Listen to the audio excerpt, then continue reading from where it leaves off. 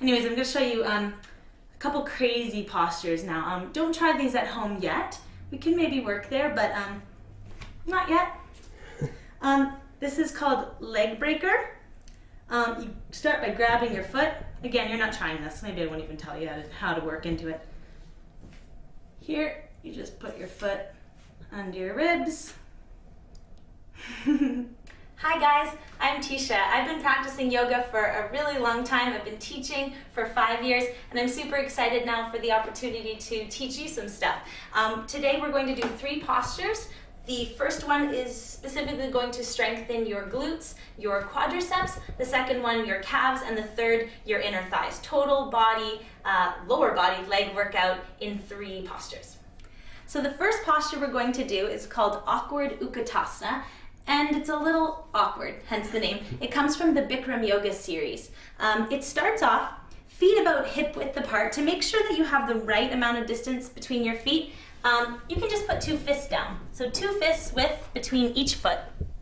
To start, you're gonna bring your arms up. Try not to have your arms down like this. You really want to engage your triceps, your biceps. The way you do that is just simply by squeezing your thumb with your index fingers. So your arms are stretching forward. Your chest is going to lift up. So try not to collapse in the chest. Try not to sink into your lower back. Chest is lifted. From here, you're going to inhale, and you're going to stick your butt back as you sit down. You're going to lift your chest again. You're sticking your butt back so that the weight is in your heels. See how my toes? Almost losing your balance is a good way to go. So the weight is in the heels so much, your toes are almost lifting up off the floor. So you're sticking your butt back, you're stretching your fingers forward, you're keeping your chest lifted, you're breathing normal. You don't need to talk, as I am. And then you would come up. So if you're finding this really hard, keeping the arms lifted, keeping your chest lifted, don't worry about getting your hips right down to the chair level. Just do what you can right now. Again, that'll start to shift in time with practice like anything. So you're keeping your chest lifted, and then again, sitting down just as much as you can. Try not to pitch forward. If you start to do that, maybe just hold it there for now. Just keep sitting down deeper and deeper. Again, your edge will continue to change over time. Just go as low as you can. For the second one, your feet are still the same distance apart. Your arms are still lifted, your chest is still lifted. What we're gonna do this time is we're gonna come up on the toes as high as you can. So this might be as high as you can do today, that's okay. Just do the best you can. Try to come up as high as possible. So it's kind of like you're wearing 6-inch stiletto shoes. Then you're going to tuck your tailbone towards the earth and start to sit down. You wanna keep your upper body back. It's like your hips and your head are touching a wall behind you, and you're sitting down. Your knees go up towards the ceiling and your heels lift up, coming all the way down. Hold, and then pressing up.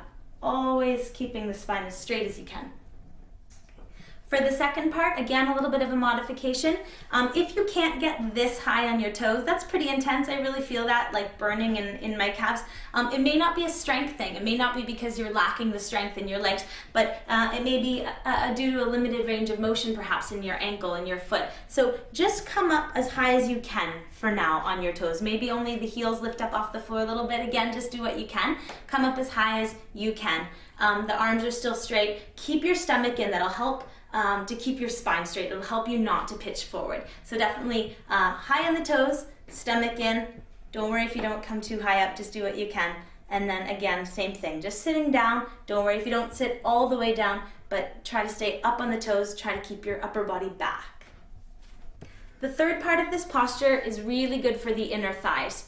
Same thing, arms are up. You're gonna come up on your toes again, but this time just a tiny bit. Then you're gonna squeeze your thighs together. You'll probably find here that your knees wanna open, keep them tight together. Upper body back, stomach in, sitting down. Still, hips and head are against the wall behind you, and you're coming down with control. You're staying connected with your breath. Again, you're not talking like I am, and then you're holding it here. Try not to collapse. You don't wanna do that. Try to lift and stay hovering above your heels. To come up, you squeeze the thighs, engaging the core, and you come up still with your upper body back. Can you show me from the side? So, same thing, try not to pitch forward. So you're keeping your upper body back, your stomach is in, squeeze the thighs really tight, tighter the better, and then you're coming down. Hold, keep squeezing, and then you're pressing all the way back up. Okay guys, so in all three parts of these posture, it kind of works the same. You want to keep your stomach in, you want to try not to lean forward, and yeah, just focus on the muscles that you're working. So in the first part, you're working your glutes, you're working your thighs. In the second one, dominantly calf muscles. In the third, inner thighs. So in that part, really make sure you're squeezing the thighs together. Just focus on the form. That's really how you're going to strengthen more in yoga. That's always the key thing. Focus on the form, and then in time, the depth will come. I hope you enjoyed this. Hope it was fun, something different for you guys, and we'll see you really soon. So I've shown you how to do it. Let's actually get into it now. Strengthening your legs, honestly, all directions. This isn't just stretching on the floor, relaxing, oming away, none of that kind of stuff. This is hardcore.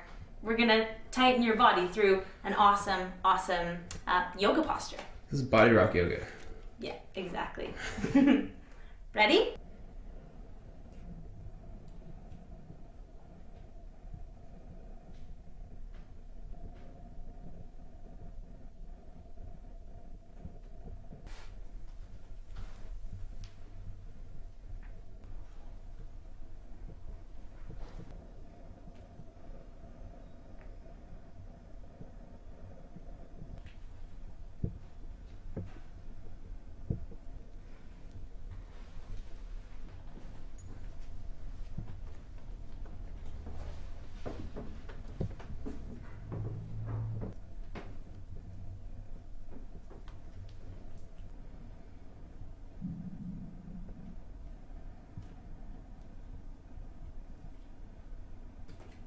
People are going to be wondering about your diet and what sort of things you eat. So maybe you could just let them know a little bit about that. Sure, yeah.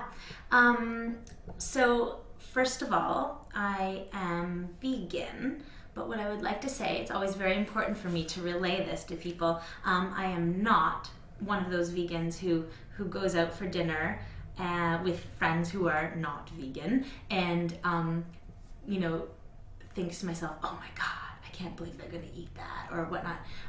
No judgment at all. I think it's really important that we all do what's best for us. I feel my most vibrant, so to speak, being a vegan. I've been vegan for 10 years now, and I've found a way to do it in a way that it really works well for me. I have lots of energy. I'm not emaciating. I have muscle, even though I thrive mostly on plant-based foods. It's possible. I've educated myself really thoroughly with regards to how to do it properly so that I'm not deficient in anything like that, or anything like that. And beyond that, I think, like, for sure, for everybody, a great thing to do is just to eat clean. So avoiding, processed foods. I don't eat anything with a barcode. I have like a no barcode rule. Try to stick to the outside of the grocery store. Be moderate in terms of caffeine. I think white sugar is sort of evil. That's just my personal opinion. But with regards to like vegetarian, vegan, all that kind of stuff, it's not about the labels. My sister and I have this thing we like to say, and it's called, maybe some people, if they say they're interested in being vegan or being vegetarian, we say, try the freegan diet. So you try to be vegan some days, but then other days, just be free about it. Just have what you feel you need or what you want.